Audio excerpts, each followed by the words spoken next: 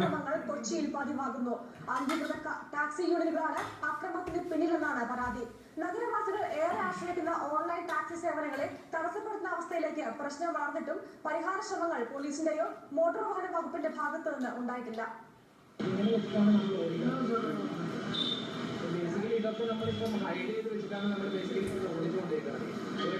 Android ആപ്ലിക്കേഷനിലെ ഒറ്റ ക്ലിക്കിൽ ഏത് പാതിരാത്രിയിലും വെളിപ്പുറത്തെത്തുന്ന ഓൺലൈൻ കോൾ ടാക്സി സേവനങ്ങൾ നിറയുകയാണ് കൊച്ചി നഗരത്തിൽ.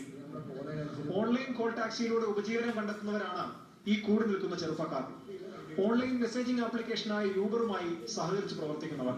പക്ഷേ അടുത്തിടെയായി മനസമാധാനത്തോടെ വണ്ടിയുമായി കൊച്ചിയിൽ ഇറങ്ങാനാവാത്ത സ്ഥിതിയാണ് ഇവർക്ക്. അംഗീകൃത ടാക്സി യൂണിയനുകളുടെയും ഡ്രൈവർമാരുടെയും അപ്രതീക്ഷിത അക്രമങ്ങളാണ് ഇവരെ ഭയപ്പെടുത്തുന്നത്. കുറഞ്ഞ നിരക്കിൽ മികച്ച സേവനം ഉറപ്പു നൽകുന്ന ഓൺലൈൻ ടാക്സികൾ സ്വന്തം വരുമാനത്തിൽ ഇടിവ് വരുത്തിയെന്ന് ആരോപിച്ചാണ് അംഗീകൃത ടാക്സി യൂണിയനുകളുടെ അക്രമം. എല്ലാ സ്ഥലത്തും വണ്ടികൾ തടയുകയാണ്. ഡ്രൈവേഴ്സിന് അത്രയും മോശമായ ലാംഗ്വേജ് ഉപയോഗിച്ച് ഡ്രൈവേഴ്സിനായാലും കസ്റ്റമേഴ്സിനായാലും ഭയങ്കര ഹറാസ്മെന്റ് നമുക്ക് പറ്റുന്നുണ്ട്. പിന്നെ വണ്ടികൾ അടിച്ച് പൊളിക്കുകയും പിന്നെ വണ്ടി കത്തിക്കുകയും പിന്നെ നിങ്ങളെ വണ്ടി ഓടാൻ വിടില്ല എന്നൊക്കെയാണ് ഇവർ പറയുന്നത്.